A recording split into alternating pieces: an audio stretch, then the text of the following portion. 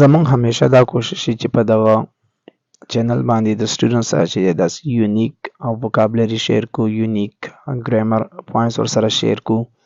نو داسې سټوډنټان بیا راځي چې موږ نه داسې یو یونیک وکابلري کوېشنز کوي چې دې شي ته په انګلیش کې چې وایي، دې شي ته په انګلیش کې څه شی وایي او دې شي ته په انګلیش کې څه شی وایي. نو داسې یو کوېشن راغلی دی چې یو سټوډنټ کړی و چې په انګلیش کې چې دی پرتوغاښ ته څه وایي.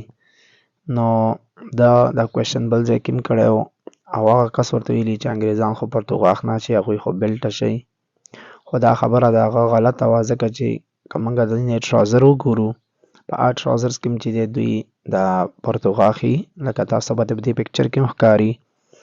نو بیا خو سوال جوړېږي چې پرتوغاښ ته په انګلیش کې څه وایي.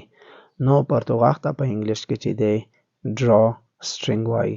او په نیکسټ ویډیو کې به موږ چې کوم شي باندې موږ پرتوغاښ اچو هغه ته څه شی وایي، نو هغه به موږ شیر